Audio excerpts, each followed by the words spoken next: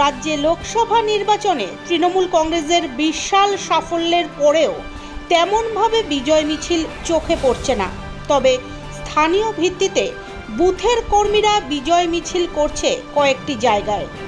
বৃহস্পতিবার বিকেলে হাওড়ার শ্যামপুর বিধানসভা এলাকার আমরদহ গ্রাম পঞ্চায়েতের জামিয়ায় বিজয় মিছিল করল তৃণমূল কংগ্রেসের কর্মীরা।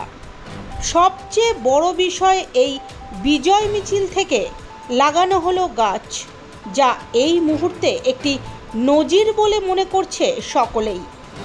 বিজয় মিছিল থেকে গাছ লাগানোর ঘটনায় রীতিমতো উচ্ছ্বাসিত পরিবেশ কর্মীরা।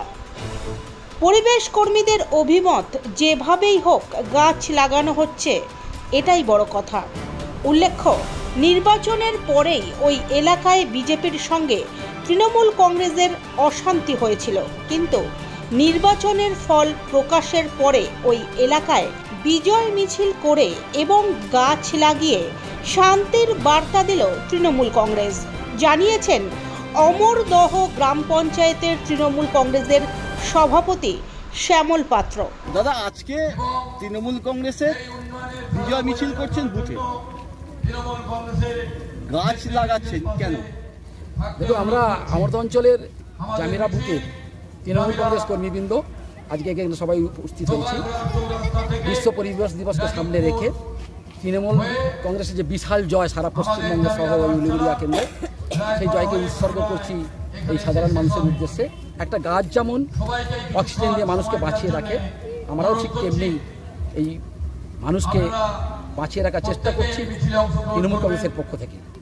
আমরা আজকে গত পরশু যে ফল বেরিয়েছে উলুবেড়িয়া কেন্দ্রের, আমাদের প্রার্থী সাজদা আহমেদ বহু ভোটে, প্রায় 2.5 লক্ষ ভোটে এখানে নির্বাচিত করেছে। তার নিকটতম প্রতিদ্বন্দ্বী বিজেপি প্রার্থীকে প্রায় 2.5 লক্ষ ভোটে পরাজিত করেছে।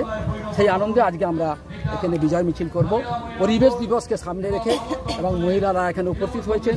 মহিলারা আমাদের এই মিছিলে অংশগ্রহণ করবে, আমরা যাতে সুষ্ঠুভাবে এই মিছিল করতে পারি এবং পরিবেশ দিবসকে যাতে প্রাকৃতিক যাতে সুস্থভাবে থাকে, আমরা যাতে সুস্থভাবে বাঁচতে পারি, সেই আমরা চিন্তাভাবনা নিয়েই আজকে শুরু করছি। আপনার নাম? আমার নাম শ্যামল মণ্ডল। হাওড়া থেকে সুলেখা চক্রবর্তীর রিপোর্ট, নিউজ সার্চ ইন্ডিয়া।